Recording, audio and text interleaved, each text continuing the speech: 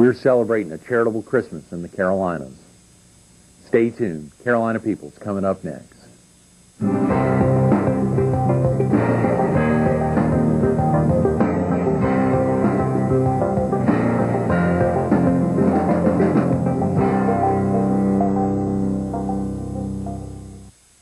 Good morning. Welcome to Carolina People. This morning we're at Villa Romana Italian Restaurant in Myrtle Beach. We're focused on area charities, and we're visiting with Dean Lackey, the director of the Children's Center at Cedar Branch.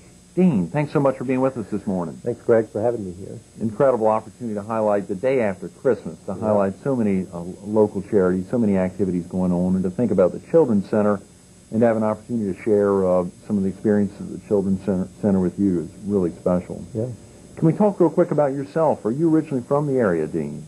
We moved here in 1974. I was going into the 5th grade. My dad was professor of religious studies out at Coastal Carolina University. Of course, back then it was USC, part of USC at that time. And so I feel like I've grown up here. In the greater Grand Strand, Horry County? Right. Yeah, I grew up in Surfside, went to Socastee High School, and went to Coastal as well. That's great. Do you still have family in the area? I do. My mom is still here, and she lives down in Surfside, and I have a brother and his family live in the area, too. He's a radiologist with Carolina Radiology. Okay, great. Had you been involved with children's activities while you were in high school or later in college? Did you attend school in the area? Well, I did attend Coastal. I was also worked with First Baptist in Myrtle Beach as a youth minister, or associate youth minister, and so I've worked with kids and young people for quite a while, and know that is my calling in life. That's wonderful. After you were graduated from Coastal Carolina, did you stay in the area?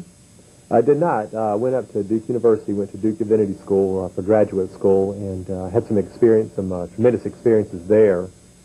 That caused me to kind of move into a different area. I wasn't exactly sure what I wanted to do with my life, and felt God's call on my life for ministry, but wasn't sure how that was going to play out. Mm-hmm. And so spent a year there, and got a chance to go up to New York City and work with Mother Teresa of Calcutta.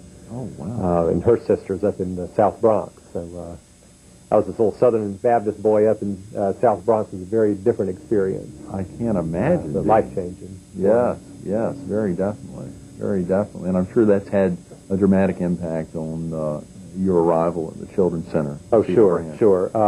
We served, in New York City, we served the homeless men, the Missionaries of Charity did, and we as volunteers lived in the men's homeless shelter with them, working with the men, with the sisters, and just really, Mother Teresa talks about in the Bible how whoever's thirsty, give them something to drink, whoever's hungry, give them something to eat. I mean, Jesus is calling us to do that, and it really just hit home with me that is my own calling.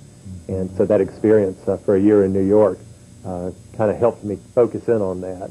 How can I serve those who may be hurting or different or need to know who God is and what God's love can do in their lives. Mm-hmm. And so that's how it kind of ended up.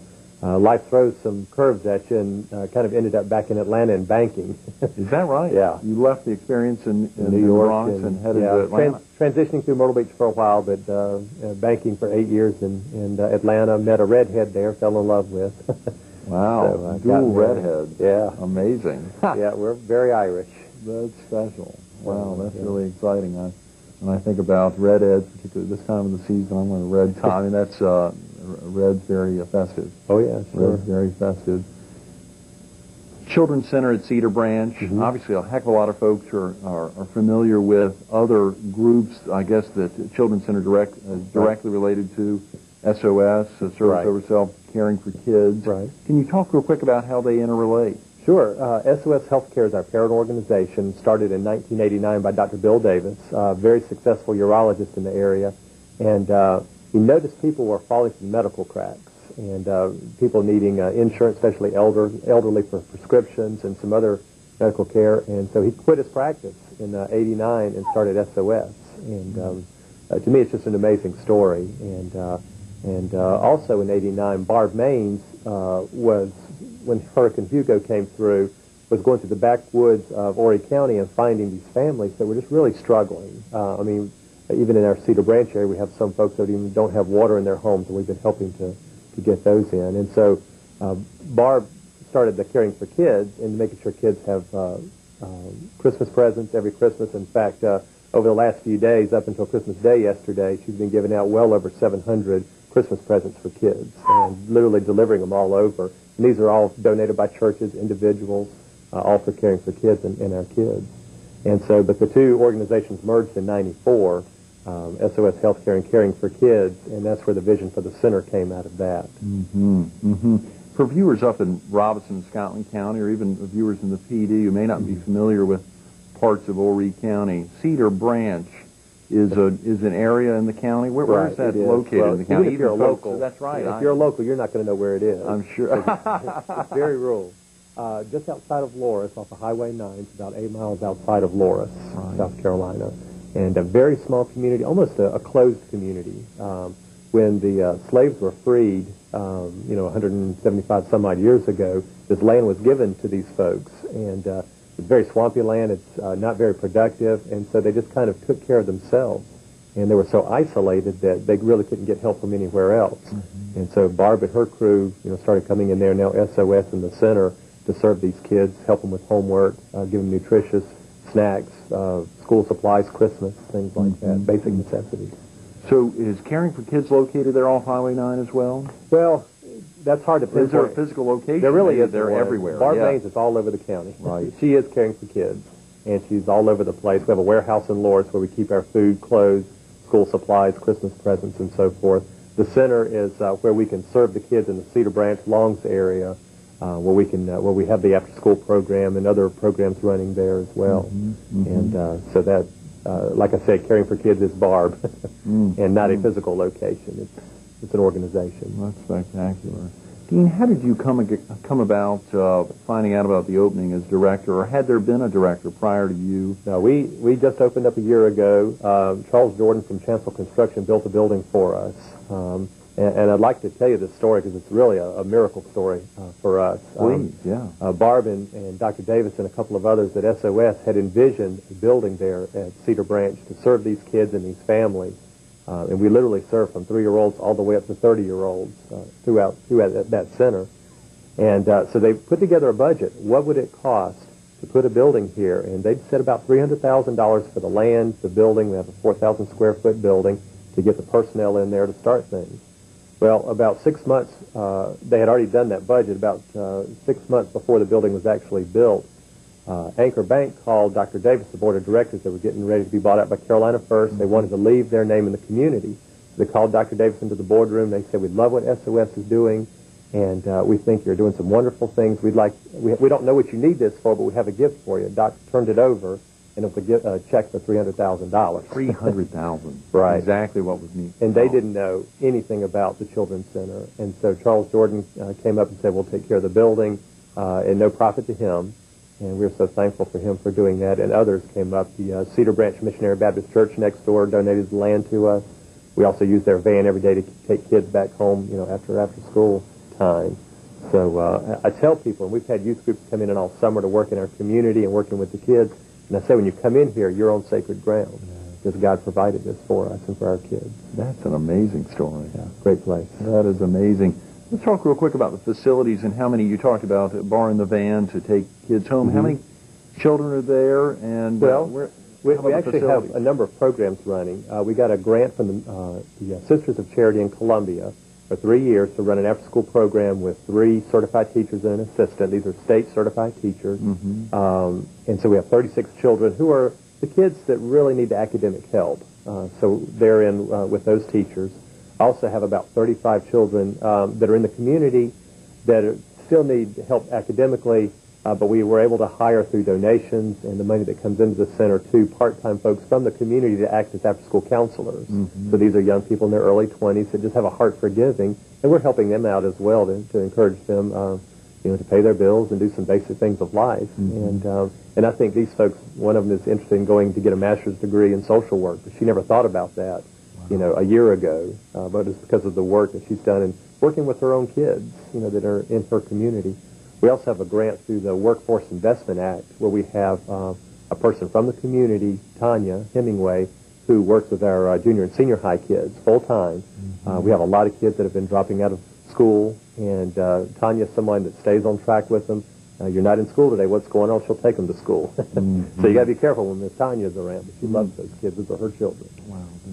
And then one other person, also through the same act, working with 18 to 30-year-olds.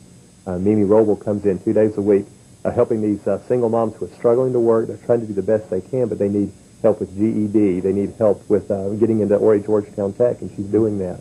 And so literally from 3 years all the way up to these 30-year-olds, some good things are happening. Are there contributions that are asked of the families at all to participate in the caring for kids or through the Children's Center? Yes. All of our family, we do not charge anything for the kids to be in our programs, but what we do ask is that the parents contribute at least 30 hours per year to the community center. Right. And that doesn't mean you have to come in and, help with snacks or help with homework or whatever. If you take a friend to the doctor in the community, that's community service, you just write that on your log, we'll count that. What we're trying to do is help Cedar Branch empower themselves to help their kids do better, help their own community do better, teaching some of those values. Definitely. Dean, how do you go about measuring, I'm sure you know a lot's been accomplished since it opened. How do you go about measuring success? I mean, obviously you feel rejuvenated almost a year's past. Surely. Well, we've had a year to watch these kids, and I remember a year ago, I was like, what am I doing here? I'm heading back to the South Bronx, because it was a real struggle, and we're trying to figure out how to make this thing work. But, we've been watching the report cards, and that's the easiest way to tell, and we're seeing kids go from F's to C's, from C's to B's, even to A's. We're seeing notes from the teachers saying, behavior, wow, you guys are doing so much better talking about the students. We're seeing changes in behavior. And so we're trying to teach those values. We're very holistic in what we do, mind, body, and spirit. How do we help encourage these kids to be what God wants them to be? Who would someone contact, Dean? We've got about a minute. I was trying to think. I wanted to get one other question out, but I really wanted to know who would someone contact if they wanted to make a donation or volunteer their time? Well, you can call me out at the center. My number is 716-0210. And because we're in and out so much, you can leave that on a voicemail. And so to give us a call, we could use tutors in the afternoon from 3 to 6, Monday through Friday. We have Saturday programs that go, so youth groups or other organizations that want to do things, arts and crafts, sports. We have a basketball court, playground out there, computer center. They can come out on a Saturday and do some things. Dean, do you have a greatest, is there a greatest inspiration that prompted you to work here? Well, Mother Teresa would have to be the greatest. When I had the honor of working up there, in fact, I got to meet her, and I was her driver for a day, just a stroke of luck, I guess, and just to be able to be in her presence and just see how, she lives out the ultimate Christian life to me, where we are to give, to love, and to serve, and that's the way I want to live my life. And my dad, too. He went through some struggles, and a lot of folks know him in this community because he preached in a lot of the churches and taught out at Coastal, and through the amputation of his legs and all that, he kept going. He was still teaching after all that happened, and so he's always been an inspiration as well. We're visiting with Dean Lackey, the director of the Children's Center at Cedar Branch. Give him a call if you've got an opportunity to donate your time or resources to help out the center. Dean, thanks so much for being with us this morning. Thank you, Greg. Stay tuned for more Carolina People coming up next.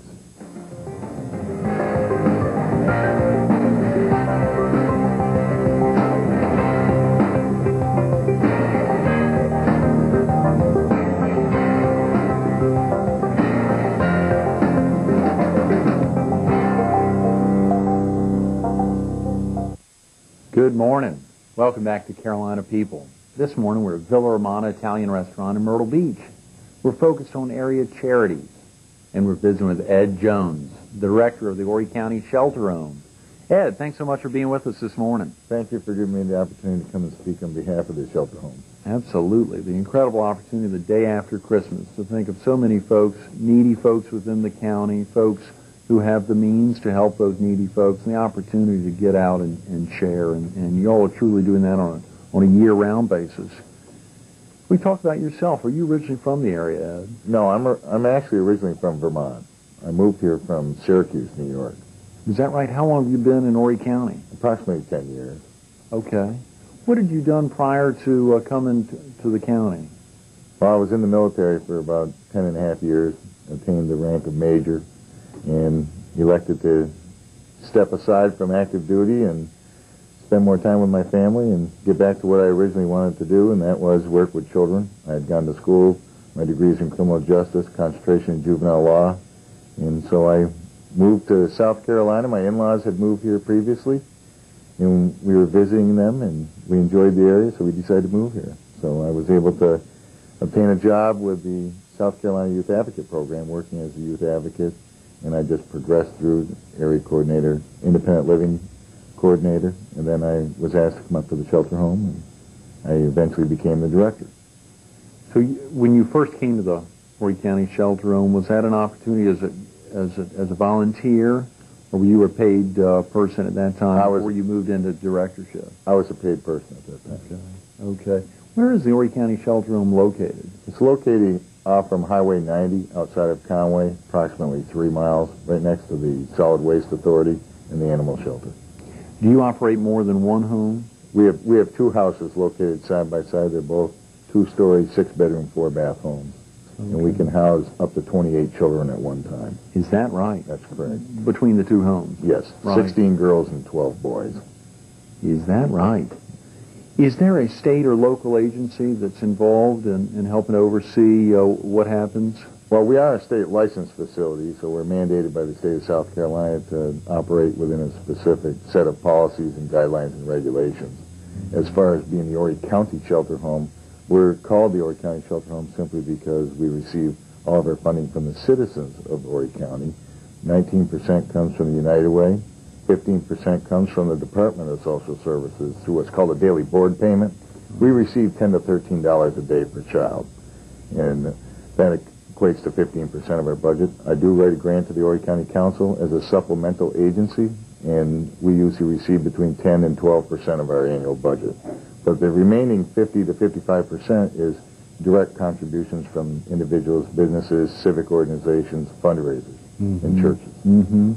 Ed, are the homes full right now? Are they both? You said, was it 16 girls, 12 boys? That's correct. Right. And we normally operate on an average daily rate of probably between 14 and 16 children per day. Mm-hmm. And this year we have had over 247 children come to the Horry County Shelter Home. Mm-hmm. And the length of stay right now is about 30 days. The children that come to us originally come to us from the Department of Social Services after an emergency protected custody order has been enforced by the police department. Mm-hmm. And the children come to us as abused, abandoned, or neglected children.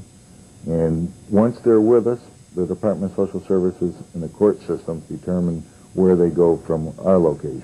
Mm-hmm. About a fourth will go home, a fourth will actually go with relatives, and the other half will go to foster care. Is that right? Yes, sir. Now, who would bring people in? Who would bring the children in, Ed? It's actually a Department of Social Services investigator. Okay. And when they're brought in, can you just give viewers an idea of what that's like? I'm sure that's a very difficult time for them coming into a new setting, particularly being brought in by a DSS officer. How does that? I mean, what can you all do to welcome a child into the home? No child wants to be removed from their home. They've grown up in the circumstances that they're in. It's all they usually really know.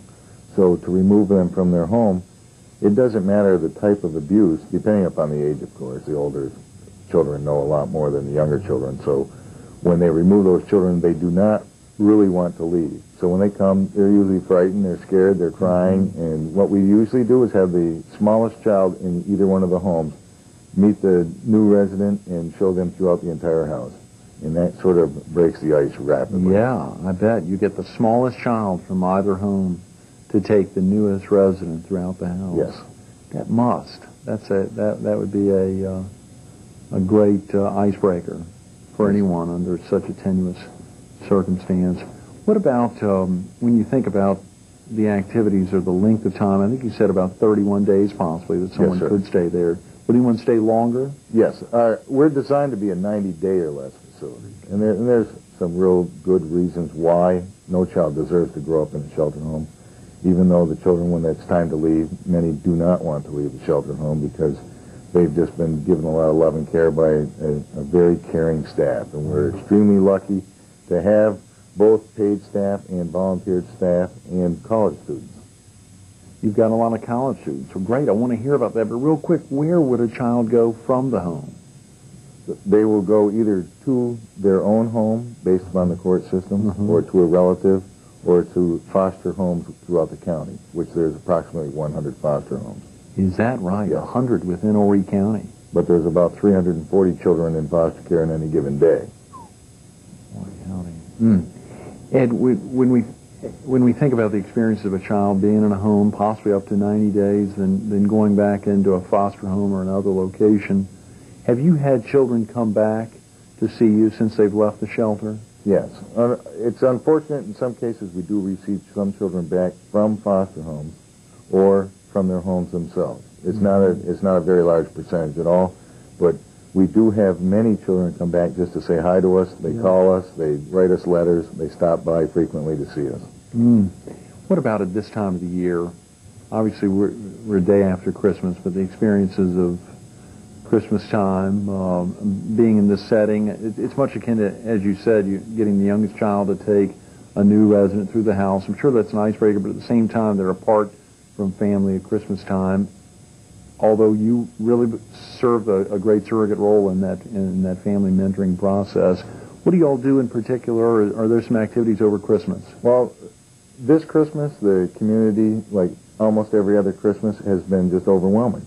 The children have been invited to several different areas to go to shows, for Christmas parties. They receive gifts from different businesses or groups of individuals or churches they're invited to. And it's just overwhelming for the children to see so many people with such good hearts to give them presents and love and care and spiritual guidance because they aren't with their homes. And it's just unfortunate. But we can't thank the public enough because it makes a significant impact in every child to know that there are people out there that do care about them. Yes. Ed, and y'all are doing well in collections this year for Christmas? Yes. And the amount of donations that came in, both monetarily or Christmas presents, the children had a wonderful Christmas this year, as in every year. They probably have served over 50 some odd children this year, simply because it's not just the children at the shelter home right now today. It's the ones that were with us throughout the entire month of December that have gone to foster homes. We try to get gifts to them as much as possible. That's wonderful. You mentioned college students a little bit ago. I want to ask real quick, how many folks work at the home full-time, and how many folks are on duty at any one time? Okay, because we're state licensed, we're mandated to have a ratio of staff to child. And what we operate on is a 1-to-4 ratio primarily. As long as we have older children, we can do a 1-to-5, 1-to-6, 1-to-7 ratio. If we have a lot of younger children, then our ratios would drop 1-to-3, 1-to-2, and in some cases 1-to-1, depending upon behaviors of children. But college students, they come over after school and do homework with the children, and then take them out and have a fun time in the afternoon, playing outdoors, riding bicycles, skateboarding, shooting baskets. So that's a significant aspect because they see good positive role models that are current college students that have an interest in education and also tie it in with fun. Absolutely. And how do you think that college student benefits from that experience? The letters that we receive back from college students is astounding. It's just that they are amazed at how well the children are receptive and and are very eager to learn and just be mentored by a college student. I'm sure that's a special experience for both parties. Yes. For both parties. How about volunteers? You said this year's been so great. So many folks within the county have been really had their hands out. How about volunteers during the year? Yes, sir. Throughout the entire year, our volunteers are not only individuals who volunteer at the shelter home, but they volunteer away from the shelter home as well. They gather items such as food, such as toys, birthday presents, clothes, items for the home such as couches or chairs, because everything that we have is donated. And it's through those volunteers and their little organizations that have been able to completely fill the shelter home with goods and services throughout the entire year. Ed, if someone wanted to make a donation of either their time or their resources, who would they want to contact and at what number? They could contact the shelter home and speak to any one of the staff members or myself at 843-347-3309. 347-3309. That's great. 347-3309. Yes, sir. Ed Jones or any of the staffers there. Leadership Grand Strands recently stepped out to help out on a project for the Horry County Shelter Home. We got about a minute. Can you tell the viewers what's going on I there? certainly can. It's a project that's been in the works for over the 9 years that into the 8th year of the shelter home that I've been there. And it's a project that is a office and education center. It's not large. It's very modest. It's basically a 3-room building, and it's going to house our main administration office, which will take it out of the existing girls' home right now, which will allow room to eventually construct our infant room. It's going to house the Center for Waccamaw Mental Health Counselor, who's assigned to us. Little River Medical Center is going to provide doctor service, office visits at the shelter home after school once a week. In our education center, we're currently working with the Department of Education to hopefully fund an after-school tutor. Great, great. Ed, real quick, what do you find most rewarding about your work with the Horry County Shelter Home? Put smiles on children's faces and watch them just transform from the reasons they came in to actually a caring individual children that we see every single day. We see the real children that are underneath those hurt souls. Ed Jones sees the real children that are underneath those hurt souls, and that experience to put smiles on faces, what's made his life a real joy. Ed, thanks so much for being with us this morning. Thank you, and I can't thank you, and I can't thank the public enough for their support. Definitely. Stay tuned for more Carolina People coming up next.